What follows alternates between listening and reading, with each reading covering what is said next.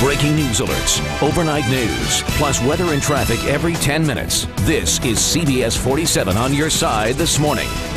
Breaking news on CBS 47 this morning. The magistrate in the Oscar Pistorius case still talking as the world waits on whether the Olympian can post bail. The TSA says sorry for making a little girl cry. This story making lots of people mad this morning. President Obama reaches out to top Republicans to try to break the stalemate over spending cuts. I'm Susan McGinnis in Washington. Coming up, who will feel the pain if the so-called sequester happens? Good morning on this Friday. I'm Zara Arboleta, 5:30, 40 degrees. We do begin with this story out of South Africa. The magistrate, the judge in this case, about to rule on whether accused killer Oscar Pistorius can be released on bail. The Olympic star still hoping to not have to stay in jail as he awaits a murder trial after firing 4 bullets through a bathroom door, killing his girlfriend. The judge in this case has been talking for a good 45 minutes so far. Let's listen in real quickly. Are too numerous to mention.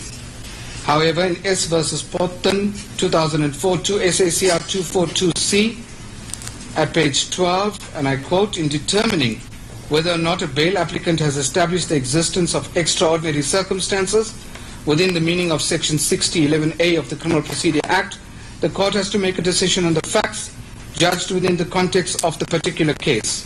Facts which might be sufficient in one case might not be enough to warrant the grant of bail in the particular context of another matter.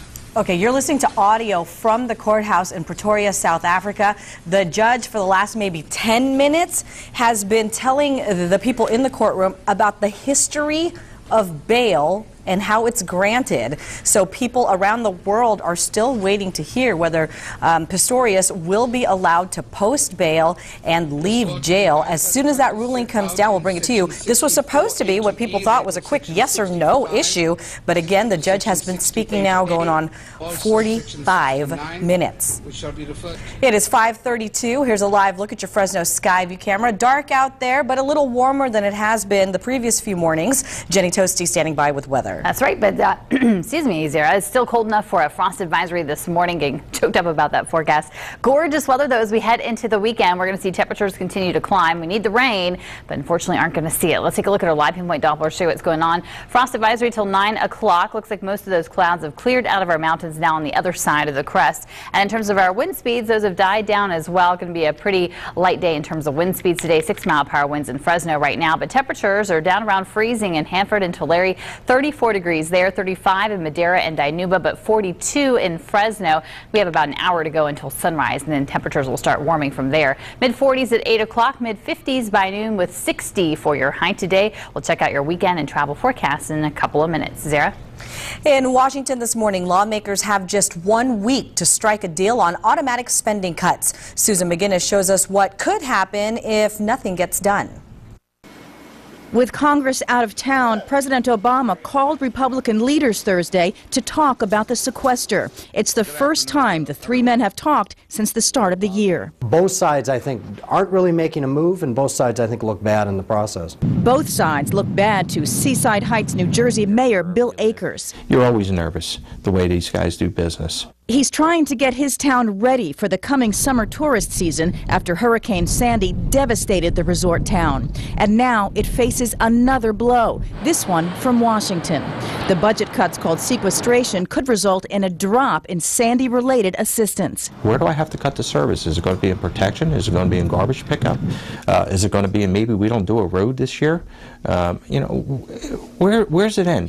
From the Jersey Shore to Alaska, the cuts that originate here in Washington will be felt across the country. The parks are economic engines throughout much of our country. Tom Kiernan is a head lobbyist for America's national parks. The Park Service will also see budget cuts starting March 1st. You better believe there are going to be fewer visitors, unfortunately, going to the bed and breakfast near the park, or going to the restaurant, or staying in the hotels. And those that do show up may have a less majestic view of places like Yosemite and the Grand Canyon. The bathrooms will probably not be cleaned as often. The trash will not be picked up as often. Washington has 1 week to pick up its own mess. In Washington, Susan McGinnis, CBS News.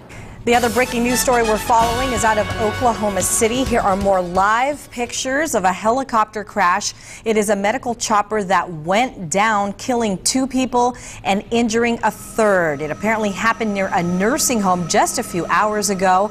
The helicopter had just taken off from a hospital when it crashed. There were no patients on board. Again, 2 people on board that chopper died. Some witnesses who saw the crash ran to the wreckage of that chopper and pulled the one survivor out of there. We have no word yet on the condition of that third person. No patients, again, were on board. We hope to bring you another update in our next half hour. A sentencing delay now for a convicted rapist accused of disappearing during his trial. Spencer Scarber was tracked down in Acapulco, Mexico last week. Sentencing delayed in Fresno County courts because of a motion for a new trial. This case has a very specific, unique issue dealing with it. It's going to be an uphill battle in the sense that the court's made a finding of voluntary absence. Scarber will head back to court on April 12th. His parents and his sister were all arrested last week. They're accused of helping him escape. His dad, Kyle Scarber, is an assistant chief with the CHP, and he is currently on leave. We're on your side with new research that might have you taking a closer look at what you're buying from the grocery store. A new study finds that 1/3 of the seafood we buy is mislabeled. A group conducted DNA tests on 1,200 samples bought between 2010 and 2012. And according to that study, the most commonly mislabeled fish was snapper. It mostly turned out to be rockfish or tilapia. Tuna had the second highest mislabeled rate, followed by cod and then salmon. The TSA is now saying sorry after agents tried to pat down a 4-year-old child in a wheelchair.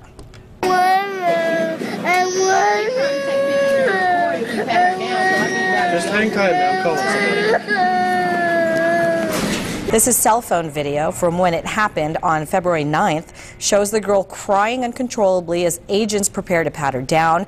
This has drawn outrage around the country. The girl is confined to the wheelchair. Agents ultimately decided not to pat her down, but she was quite upset with the lengthy process. No word yet if the parents will file a lawsuit. Those images are so sad to watch. And again, the TSA says sorry that ever happened. 5:37, 40 degrees, Hollywood news. Academy Awards producers planning a big finish for Sunday's show. Are you engaged? Let us pick up the tab for your wedding. How you can enter to win our Race to the Altar contest. And a failing grade for the nation's stock of flu vaccine, at least when it comes to protecting seniors. I think this just promotes that, what women want for a birthing experience. Exciting times for South Valley Hospital. Plans to build a new birth center. What it means for Valley moms. And here's a live look at Times Square. It is nice out there, but winter weather is about to hit that region again. We'll have your local forecast next.